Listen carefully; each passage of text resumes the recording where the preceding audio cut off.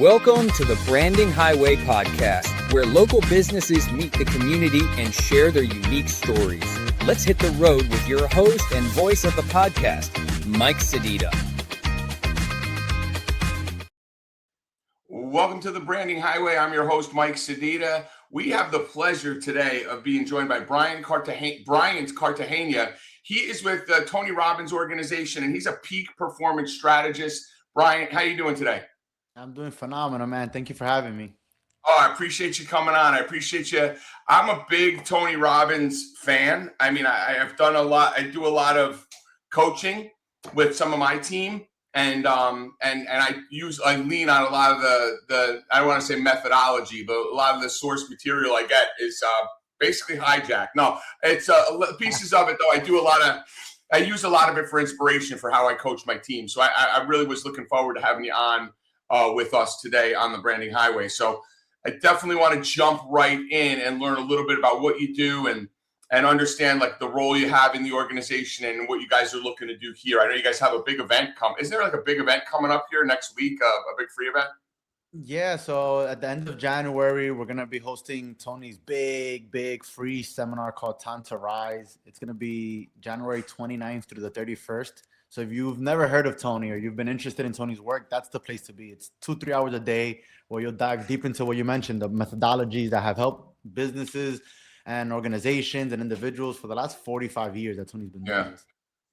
Yeah. I've been definitely getting blown up on it. You guys are doing a ton of promotion about it, but let's dive into you, okay, and what you do with the organization. So first question I always like to ask people is, tell us about your business. I mean, I think you have to be living under a rock to not know who Tony Robbins is. But if you want to dive into a little bit about what the organization is and what you guys do, and then we'll jump into a little bit of your role. Well, thanks, Mike. Like you said, Tony's been around for 45 years. He's impacted over 50 million lives in every recognizable country on the planet. And so everybody knows who Tony is. He's essentially the father of personal development at this point. And at a high level, I'm one of 5 national trainers for Tony. And what I do is I help leaders and teams and organizations apply his philosophies, his methodologies, as you mentioned, to help them perform at a higher level. And I work specifically with high pressure environments. So not just your everyday person who just needs a little motivation. I'm working directly in a virtual or in-person capacity all over the world with teams and organizations that want to start installing a different personal operating system, is what we call it. How they think, how they decide, how they manage their emotions, and essentially execute under pressure. So let me ask you, I mean, how do you, can I ask you, I mean, you seem like a young guy. I mean, you look like you're in your early mid-20s. How do you, and I may be wrong there, I'm not a good judge of that. I never guess a woman's age. It's unhealthy to do that. But a man's age, I'm going to take a stab at it. Are you in your like mid-20s? Thank you. That's the guns. I'm 31. So all right. Oh, you're 31. I'm 53. Okay, so let's talk about that. So, but 31. Okay, so you're a young guy. How do you get into this? Like, how were you exposed to Tony Robbins at an early age to be able to get a head start on a lot of probably the people you're coaching? Right? They're usually people in an organization that need some rewiring. Yeah, so I'm the youngest by far. As one of Tony's strategists. So we're 5, and I got 25 years is my next counterpart, and it's because of what you said, experience. So I've been around for a little while. My journey really started in high pressure environments. I've been in the auto industry and sales since I was 17 years old. But even before that, I was kind of finding ways to grind and how to hustle. And I always thought that I was wired to like build, push, and produce. So I came from a place of working harder. I come from New York, and I have legal immigrant parents. And in order for us to make it out, you had to really go out there and hustle and grind. And hustle. I unfortunately learned the hard way that working smarter was what they meant when they said working smarter. So technically, at a young age, I went through some hardships, and we'll probably discuss that as we go forward. And it really put my life on a pause at an early age. At about 23, I was involved in a big motorcycle accident. I almost lost my life. I broke 7 bones. And you too? What kind of bike did you ride, Mike? I had a Road King, a 2001 Harley Road King. On my 30th birthday, I had a motorcycle accident just outside of Atlanta, Georgia, and it tore me up pretty bad. So bad that the day we're recording this, I just came from the chiropractor. Still, it's 23 years since I had that accident, and I still see a chiropractor. I still have trouble sleeping and it wasn't even a really bad accident as far as motorcycle accidents go. So you had that early on. I mean, did that set you back? It's propelled me forward. It was the greatest thing to ever happen to me. I got into that accident, although I was doing well for myself, figuring out how to make 6 figures at an early age. That motorcycle accident slowed me the heck down, and I spent so much time with myself. I was immobilized for 6 months. I was in the hospital for 4 of those 6 months, just with a lot of time to think. And that's when I realized that I needed to do something differently, that just the old school intensity wasn't really sustainable. I was moving fast. And although, again, I was accomplishing some goals, but I didn't have the clarity to move towards where I knew I was capable of. And that eventually drew me to working with Tony. I had heard of Tony, like a lot of us. And I'm like, you know what, let me go to the event. What do I have to lose? At this point, I was going through it. I was financially in a bad position after losing my job. I was hurt. Doctors were telling me I wasn't going to be able to run again or play sports. And so I'm like, let me give it a stab. And I went to Tony Robbins' event in Florida, West Palm Beach. I walked on fire. I hopped through fire with my crutches, and my life was completely transformed. I came back out of there, and with those tools and philosophies that I learned with Tony, I opened up my first business, Familia Motor Group, where we generate over 8 figures worth of business every single year. I run that company with over 50 employees. I opened up a couple of dealerships on the side to supplement that auto brokerage. And I use those same philosophies to lose weight. I lost 60 pounds of fat, gained 30 pounds of muscle. I met my wife, who's now mother of my 4 children. Everything in my life essentially came from that moment or that decision to start investing back into myself. And instead of working harder, I started working smarter. It's crazy. Our stories are very similar. Besides the motorcycle accident, I did spend time in the auto industry.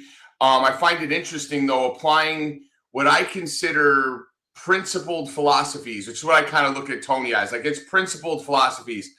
And knowing what I know of the car industry in the short time that I was in it, there wasn't a lot of principled philosophies. I mean, there were people with principles and all that, so I'm not saying they're unscrupulous, but the car industry is notorious for churning and burning guys up and going and doing that. So the fact that you took those principles, those theories, those principles from Tony and applied them to your business, did you almost see like was it pouring gasoline on the fire, or was it, because that industry is known for like hustle and go, like you're talking about? By applying these principles to that, did it just kind of add fuel to it to just make it go crazy? Yeah. So, and I'm glad that you mentioned, and I'm glad we're having this conversation. You know exactly what I'm talking about. So in the auto industry, it was like work. And Tony believes in massive action cures all. So I do believe we need to work. But, it doesn't matter how far you go if you're going the wrong way. And so what I learned with Tony was how to center myself, how to align and not just work, but really have the right strategies in place, how to have the right operating system in place, how to act, but on not instinct alone, but on actual knowledge that has helped so many people across decades of time. So when I started applying that to myself, I saw massive success. And then I started teaching other people in my industry, within my organization, how to do the same. And we started having massive success. And that's how I kind of ended up now working for Tony as one of 5 speakers. I was hand selected by Tony to apply this to other businesses. And I specifically focus on high performance environments. So I work with realtors. I work with auto companies. I work with insurance, finance people who are usually in that hustle and bustle kind of mindset, and help them not necessarily slow down, but install the right operating system so that if they do decide to go, they can go further faster. Is essentially what I help people do. It's funny is listening to a lot of his stuff. The thing I take away from it, and this is what I use in my approach with the teams that I train, and I train a very similar group. So I train small business owners, entrepreneurs. It's a very similar business model to real estate agents and to insurance brokers. They kind of work in their own world, but they operate their business. And we talk about activity, and we have a metric that a lot of businesses have, like their metric that they follow for success and ensure all that.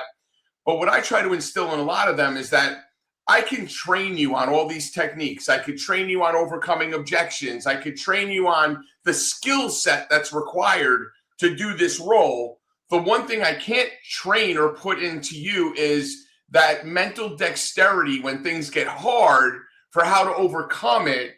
And that's what I kind of cheated on this saying, like some of the stuff I talk to them about is Tony Robbins stuff, because I'm a big believer, because a lot of the stuff I hear from Tony is like, the product is important, but the relationship you create in that interaction is more vital to the success and long-term growth for a business, for an entity, for that realtor. Yeah, you might be able to churn out and sell 5 houses, but how are you cultivating that relationship to become a long-term partner with that person and really like put your head on the pillow at night? I call it the pillow test. If I'm putting my head on the pillow at night, I know I'm treating people with respect, I'm doing the right thing, I'm doing it for the right reasons, and I'm able to go to sleep at night. When I worked in the car industry, you know, I'm honest to say that there were times I couldn't pass the pillow test, where I was, you know, someone come on that used car lot looking for a Ford Escort, and I'd throw them in a loaded Explorer, and it just wasn't like, and that's just the way it was back then. I mean, it's a little harder to do that now, but there's still guys that are really good at doing that. And the thing I really love about what you're talking about is I kind of lump salespeople into 2 categories. There's hunters and then there's gatherers. Gatherers are like the car dealer guys. They sit on a lot. They wait. When a deer goes walking through the lot, they're like a lion jumping on it, but the deer is coming to them. Whereas my guys, they're hunters. They're going out in the field. They're banging on doors. They're kicking over tires. So for that type of person, what would be like a strategy that you would be able to say to them, like, like a principle that they could apply to kind of push forward when it gets hard? So I love your experience that you have in this industry, man. The number one tool, practical tool that I've learned from Tony, I've learned a lot, but practical tool that you can apply. And I've noticed with all the people around us, I've been encountering a lot of successful people while working with Tony, and they all have one thing in common, and that's start with the end in mind. Start with the end in mind, or in other words, they're outcome oriented. They're not necessarily action oriented. And that's where I mentioned the personal operating system. A lot of us, we need to sell 15 cars. We need to close this amount of deals. We need to make this amount of money. Okay, slow down. Why? Like, what's the real outcome that you're after? Because if you focus on the outcome, then you'll realize that there's a lot of different actions that can get you there. And when you come from that perspective, and then you fuel it with purpose, with a why, a reasoning behind it, then you'll realize that a massive action plan just means aligning yourself with the actions that are going to really move the needle forward, because movement doesn't always equal progress. And I think that's the biggest misconception. That's a big one. In the sales industry. Is like, we all want to move, want to knock on, but it's like, hey, like you said, if you already sold the vehicle, how can you grow that? Which is what I did with my business, by the way. We went from being gatherers in the auto industry to being hunters. We established a social media presence. We created discovery calls where we'll help people for 15, 20 minutes on learning how to buy a car. And so people were coming to us, asking us for information, but we were going out there and getting it as well. And that made life so much easier. And now our phones ring. We work with everything from Honda to Lamborghini, and it's so easy to transact because we went out there and gave the value. We went out there and hunted, but it all started with what's the outcome that we want and how can we align our purpose behind that outcome. And then we get creative. Just to give you an example, if you don't mind me. No, man, that's why we're here. I want to hear this stuff. I'm going to steal this and give it to my team tomorrow. In 2020, we went through, obviously, the big bang, whatever you want to call it. And things were hard in business, and we were in a pickle. We almost went bankrupt after building our business for 2-3 years because of the whole chip shortage. So there was not enough people wanting to buy cars. And so what we did is, because we were so clear on our outcome, that we decided to buy cars from people and then sell them back to the businesses, to the dealerships. And so we reverse engineered the process. We were still creating value. And in 2020, 2021, we blew up as a wholesaler back to the dealerships. And then by the time 2022 rolled around, we were doing both. So now we're selling cars to people and selling cars to dealerships. And that's when our business really took off. But again, we were focused on the outcome, not necessarily selling more cars. And if I remember that around that time, I mean, used cars, you were giving them back, and dealerships were paying top dollar for them because inventory was so low. So you were still buying them good from retail, from consumers, and still able to get them back. You kind of knew that sweet spot in between to reverse engineer it. Exactly. And we did it the same way. We were hosting calls. We were hosting workshops, seminars every week, helping people get out of the bad financial situation that they made. So people will come in, oh my God, I have this Toyota. I'm going through through, my life is crazy right now. I can't afford it. Things are tough. Hey, no problem. This is what you should be doing. And then at the end, we'll give them the ability to sell it back to us, and we'll find a buyer for them in the form of a dealership. So, all right. So that's from the philosophical standpoint. From the implementation side of it, like, is there, and again, this part I don't know, right? Like from a Tony Robbins standpoint, from the implementation side, besides helping create that philosophy and change creation and all that mentally and all that, infrastructure wise, do you guys have systems in place, like with helping businesses, like if it's an independent, say a realtor, I mean, that's the easiest one. They're super independent, but helping them put systems in place like CRMs and social media presence. Like, is there a component to what Tony Robbins' team does to like end to end, like, or is it all just motivational mindset and approach? And that's a great question. One of the biggest misconceptions is that Tony's work or just peak performance in general is motivation, like a quick burst of inspiration. No, Tony's the most practical human, I think, on the planet. Like, he helps bring all these philosophies from Jim Rohn and Les Brown and make it real. So as an introductory session, I do these complimentary sessions for businesses, and I help them install the philosophy around their belief system. And I teach them that all human behavior is belief driven, because that's the first part. If you don't believe, you won't take the action necessary to create the result. So if you don't believe that I can help, then I literally cannot help. Henry Ford said it best: if you think you can or you think you can't, either way, you're right. But then from that point, you go over to a Tony Robbins event, his big seminar, Unleash Your Power Within. He's in Florida in November for this event. He does it once a year. That's a 3-day immersive experience where he rewires you up and down neurologically. You walk on fire. It's an insane event he's been hosting for the last 40 years. And then from that point, you have the decision to make, depending on how or what area of your life you want to focus on. So Tony has what we call business mastery, where you dive deep into business. He has the 7 forces of business mastery, where you learn everything from accounting to building a brand to creating a product. And he's helped so many people in that aspect of life, specifically by bringing people like Keith Cunningham, Jay Abraham together and really working out a system that leaders can use immediately. That's the event that I went to in 2018. And from that event alone, 8 years later, I'm still applying those same 7 forces to continue growing my business. He has life mastery, wealth mastery, a soul mastery, time mastery. So he has different events or different seminars with coaching included that helps you in whatever area of life you want to focus on. But the first step, again, is rewiring that mental belief system, which is what I do. And then I bring you to a Tony event, and then your destination from there, your road is up to you, how you want to go and how you want to continue growing with Tony's work. So it's funny you say that. One of the things I sent to my team actually this morning was a video of Tony talking about making the decision, committing to the decision, and then having the resolve when things get tough. It was an interview he was doing. So it's funny you say, I'm trying to think to myself, did I send that text this morning? It was this morning to my team. So I definitely believe, in that, the mindset shift. So, if someone hears this and wants to sign up with you and go to one of these seminars and or have that introductory with you, is it like, so I get there and now I believe I'm in, you got me, I'm all in, I'm going to walk on fire or skip across it or roll through it. It doesn't matter, whatever I'm going to do, but I'm in now. I'm a believer. I've got that in me.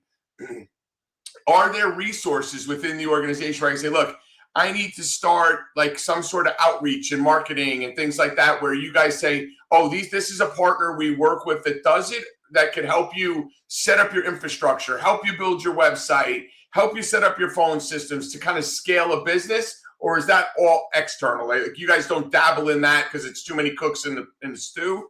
Or do you get into it? So, and that's a good question. So we have an overall arching. So like the basis, for example, like for accounting, we have a strong connection with Keith Cunningham. For AI, we work with Dan Martell. And so we have a couple of guys that on a big umbrella can help out with their big companies, right, and they've used Tony's philosophies themselves.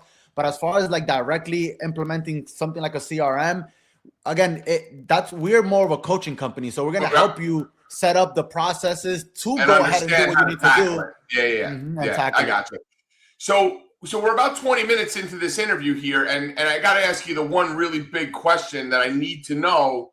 It's kind of the burning question in all this is, you're a Long Island guy. You have this knowledge how to change mindset.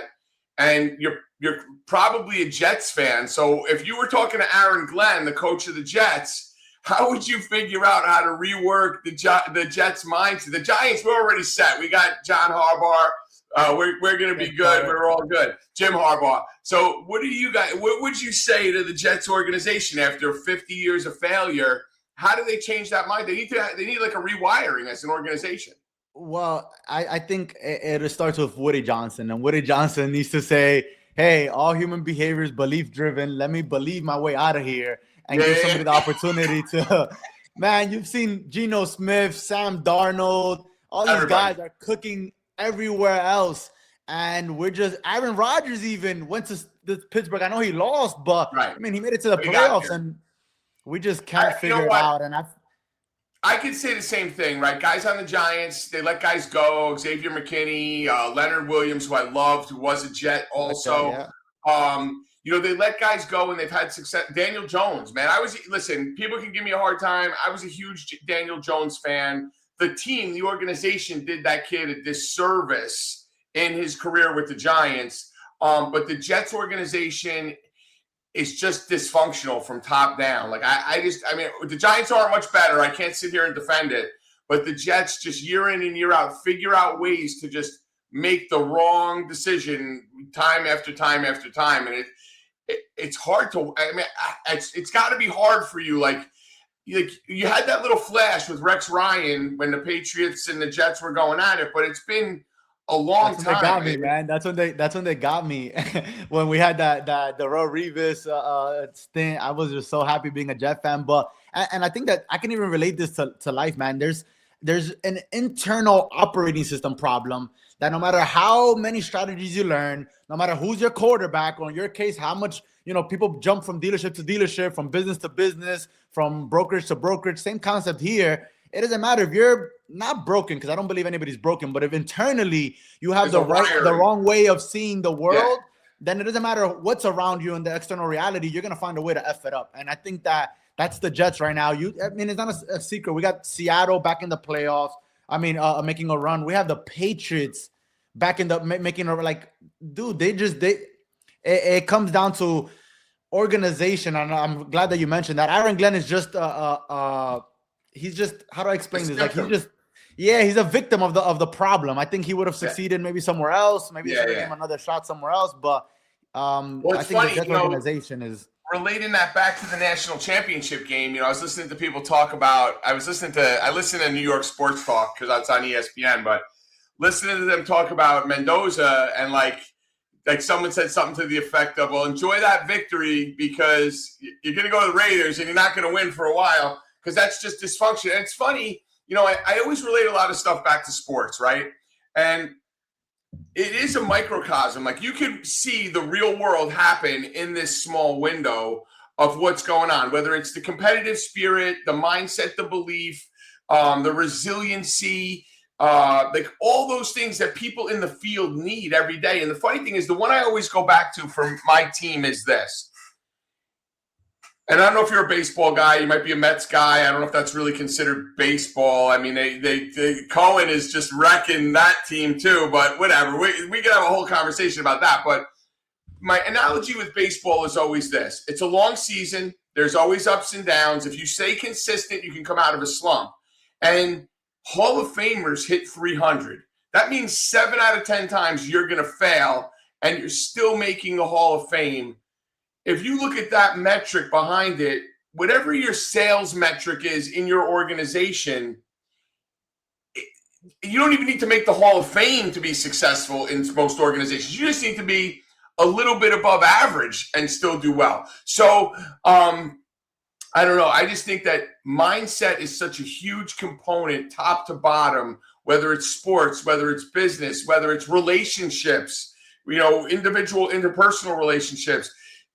Do you guys do like not marriage counseling, but he does a lot of relationship stuff as well? You don't focus on that in your role.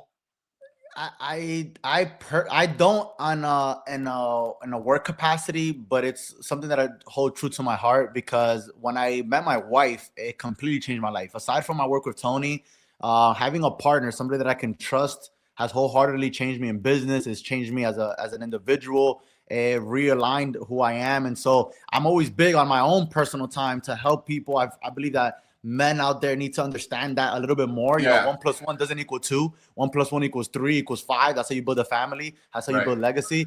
But and I think with relationship and everything in general, it goes down to what Tony always says: people overestimate what they could do in 1 year, but underestimate what they could do in 10. And so, like in a game, for example, going 1 for 4 in a baseball game, that's not the greatest stat. But if you do that over and over and over again, that one hit every game might be the hit that takes you to the playoffs, that might win a World Series. And so if you do that consistently over time, you have a hitting streak and you end up batting 250, 270, 280, 300, and you're one of the greatest players to ever play the game. But people just look at the micro, they see the small 1 for 4, and it's like, wow, I have 4 opportunities and I struck out twice, but they're not realizing how much they're impacting the longevity of their career. So I think in life is the same thing. We get over obsessed with what's right in front of us, and there's a place for that, yes. But I feel like, again, most successful people are outcome oriented, and they become obsessed with that final outcome to the point where they'll keep running through walls until they get there. You know, it's funny. I talk a lot about an abundance mentality versus a scarcity mentality and how you approach things, right? And it's that similar thing. Like, if you are, so like 20 people in a row could tell you no, but you could, like, I could bump into you online at Taco Bell and you could say, hey, I'm a coach and I do this and that. And that could be the deal that leads me to the next deal, that leads me to the next deal. So letting your guard down for just that minute is the thing that could set you back. So you always, like I'm always telling people, you got to keep your eyes out. You got to be attentive to what's coming at you, because you could have a diamond show up in front of your face. If you don't recognize it's a diamond and be able to grab it, you're going to ultimately end up missing out. Well, you know, one of the things I really wanted to ask you too is, you know, this is what you do. You're a coach. You do this thing, right? And I'll tell you, I relate. You know, my wife, later in life, I met my wife. She changed my life, like totally changed my life. Helped me find God, helped me find a path, all that stuff. So I could totally appreciate that. Do you ever find your wife knows what you do for a living? She knows you have this mental self-defense, basically. Like, you know how to shape and approach stuff. Do you ever get into like a conversation with her where she's like, hey, don't use any of that Tony Robbins stuff on me? Does she ever do that to you? So it happens all the time. Actually, we have so she's a big Tony fan herself. So I introduced her and helped her build up her business the same way. But what we do is we again, outcome oriented. So before we start a conversation, sometimes we even say, babe, do you need me? Like, am I coaching right now? Or am I your husband? Or am I your, you know, because it's different. Sometimes I tell her, babe, I need to coach you real quick, because I'm going to talk to you and I don't need you to coddle me and make me feel good. Like, I need you to tell me how it is. Am I effing up here, or should I do things a little bit differently? So I think starting with the communication is important. But yeah, she always looks at me like, you're doing that again, aren't you? You're pulling that move on me again. I got you. All right, well, that was good. I needed to know that. So as we start to wrap this up, because we're getting close to time, and I want to make sure I don't take too much of your time today, but what would you say is, you know, the one thing people listening to this or hearing it on Spotify, and if you're listening to this, you're looking for it, Spotify, The Branding Highway on Spotify, iTunes, you can find us in all the places where you'd find podcasts. What would you want the listener or the viewer to know? Like, why do they need to get in touch with you, whether it's for their organization, if they want to bring you in to coach some of their people, that type of stuff? What's the one thing they need to know, and what's the best way for them to get a hold of you? And thank you for asking that, by the way. I want people to know that this work isn't about fixing you. People go to coaching when they want to create lasting change, and they usually think it's because something's wrong with them. And I'm here to share with you that you're going to change whether you want to or not. And it's usually because of one of two things. You're either going to experience massive amounts of pleasure, you're going to have a baby, you're going to get married, you're going to open up a new business, or you're going to experience massive amounts of pain.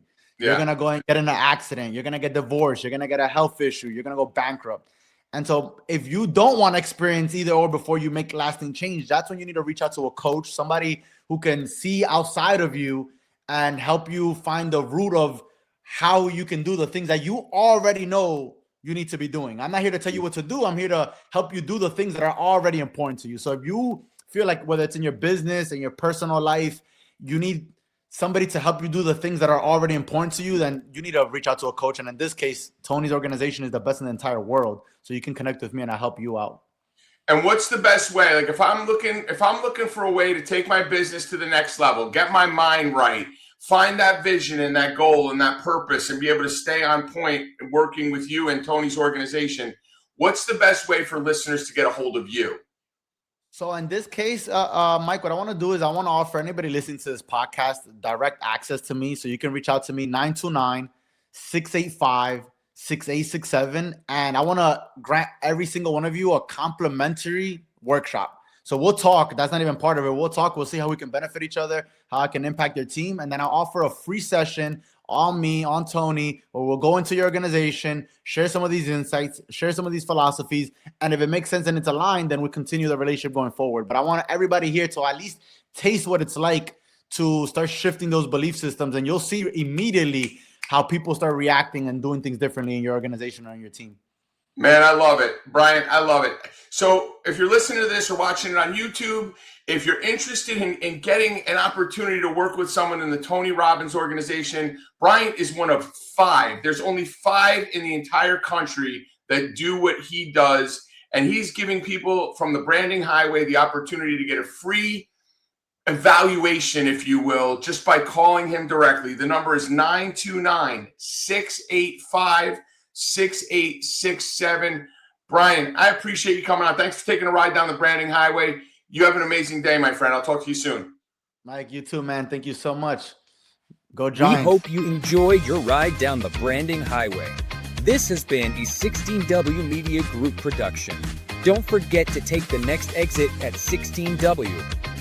Visit 16wmediagroup.com. If you want to be part of the journey, reach out to info@16wmediagroup.com.